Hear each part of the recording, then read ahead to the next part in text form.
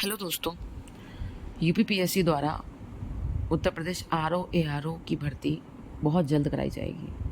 ऐसा बहुत दिनों से यूट्यूब पे सुनने में आ रहा है और एग्ज़ाम डेट अभी नहीं आई है, लेकिन होली के बाद आने की संभावना बिल्कुल प्रबल थी और इसी का पूरे यूट्यूब पर शोर चल रहा है कि जून के फर्स्ट वीक में या जून के लास्ट वीक में या जुलाई में ये एग्ज़ाम होगा, या कुछ लोग कह रहे हैं नवंबर में होगा। फिलहाल तो कमेटी की रिपोर्ट ये भी नहीं आई है। ये प्रोसेस तो आयोग की है कि रिपोर्ट कब आएगी, एग्ज़ाम डेट कब घोषित करेगा। वो उन्होंने पीसीएस के एग्ज़ाम इस बार 1 महीने के नोटिस पर कराया था। आरओ की डेट थी 22 दिसंबर और उन्होंने पीसीएस का एग्ज़ाम उसी दिन रख दिया था। तो उनकी डेट की आप वेट मत करिए, ठीक है। उनकी डेट आने के बाद सबको ही पढ़ते हैं। मैं मानती हूँ होली में उस स्तर की पढ़ाई नहीं हो पाई। मैंने भी कोशिश की थी, मैंने भी आप सबसे कहा था कि डेली 1 घंटा हम पढ़ते हैं, 2 घंटा पढ़ते हैं, होली में भी थोड़ा बहुत पढ़ेंगे, लेकिन पढ़ाई डिस्टर्ब हुई।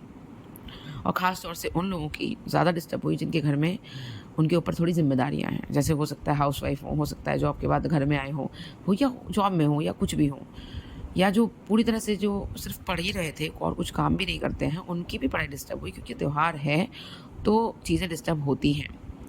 ठीक है, इट हैज़ बीन डन, निकल गया ये और हो गई होली।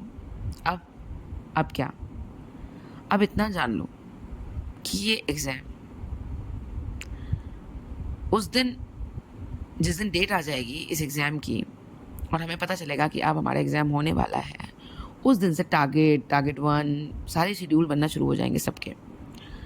पर ये एग्ज़ाम अगर क्वालिफाई करना है तो धीरे धीरे अभी से स्पीड पकड़ लो।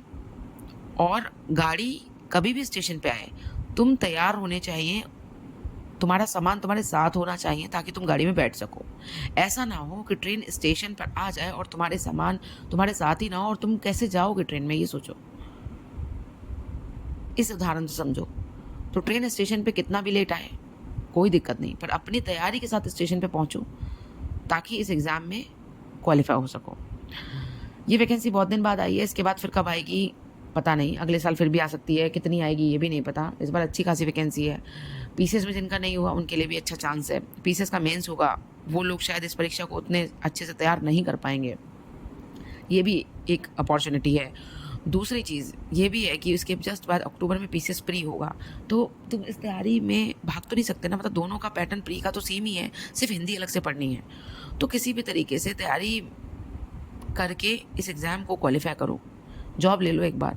सच में यार, जॉब ना ले पाना अपने आप में इतना बुरा फ़ील कराता है, इतना बुरा फ़ील कराता है कि आप समाज में, अपने परिवार में, रिश्तेदारों में, हर जगह पता नहीं कब पिछड़ते चले जाते हो। आप डिसोशलाइज़ हो जाते हो।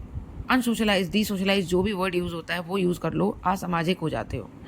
आप समाज में जिन लोगों के साथ आपको बैठना उठना पसंद था, अब वो पसंद नहीं आने लगा। आप कटने लग गए सबसे। आपको कुछ ही लोगों से बात करना पसंद है जो आपकी शायद तकलीफ़ समझ सकते हैं या इस तैयारी के दर्द को समझ सकते हैं। बाकी आप सबसे दूर रहने लगे हो। क्यों? क्योंकि एग्ज़ाम नहीं निकल रहे, आपकी मेहनत बेकार जा रही है।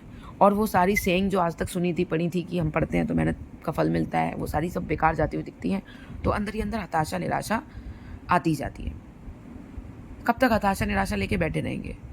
आगे तो बढ़ना है और इस एग्ज़ाम को क्वालिफाई करना है। या तो छोड़ दो तैयारी और कुछ और करना शुरू कर दो। बिल्कुल मत बैठो इस एग्ज़ाम के लिए, ठीक है। अगर धैर्य नहीं है तो मत बैठो एग्ज़ाम के लिए।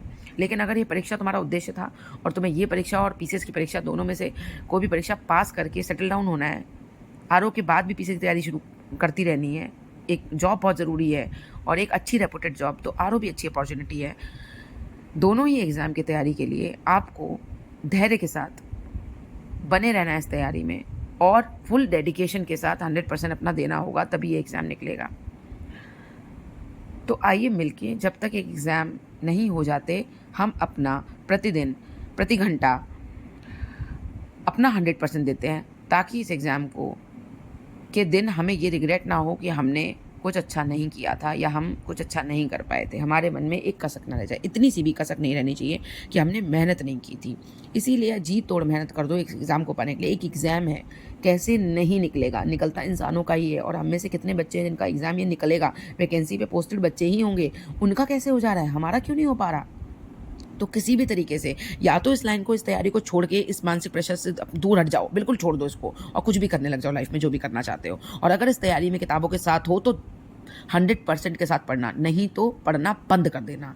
Bye bye.